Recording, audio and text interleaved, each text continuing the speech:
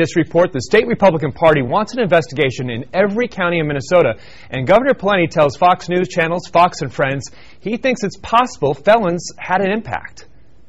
They seem to have found credible evidence that many felons who are not supposed to be voting actually voted in the Franken-Coleman election. I suspect they favored Al Franken. I don't know that.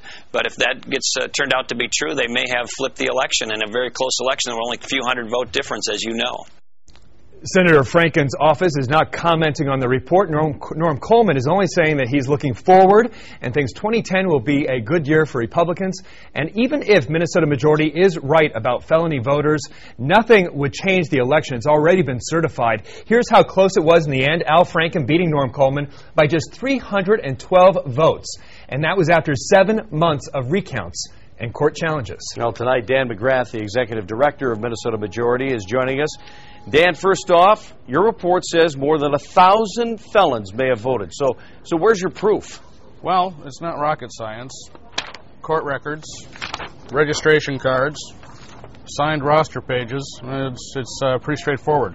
And how long did it take you to accumulate this data? Well, we began this in April of 2009, and have been working on it off and on along with some other issues ever since. Okay, so you've turned all of this over to several county attorneys.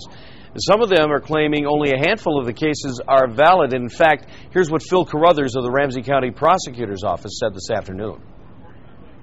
We've charged about 30 cases of a felon either registering to vote or voting. So it's a pretty small number.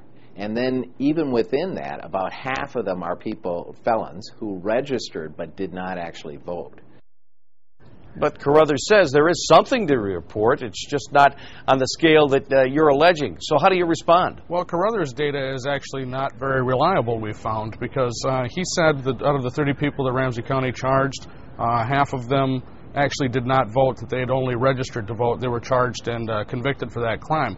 Well, the documents that I just held up for you are actually an example of somebody that they say only registered but did not vote. But here's the roster page, the signature. So you're saying that the county attorney's office and the prosecutors in Ramsey County are wrong? That's what I'm saying, yes.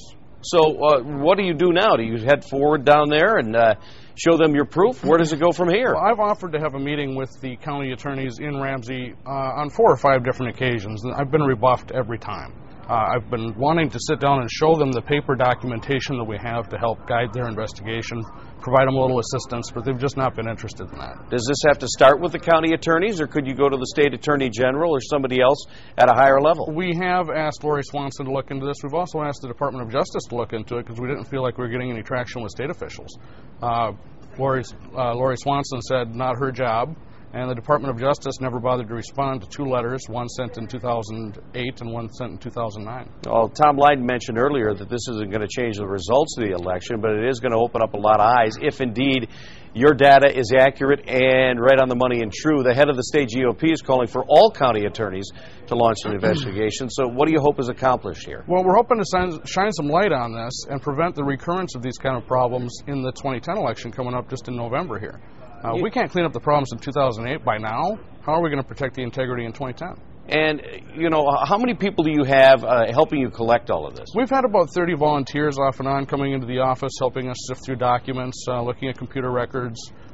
Similar process to what Fox 9 did back before the election to find the felons registering in the first place. Okay, so are these all conservatives, GOPs, or are you getting people all across the spectrum? Well, our volunteers are primarily from our membership base, and they're a conservative group.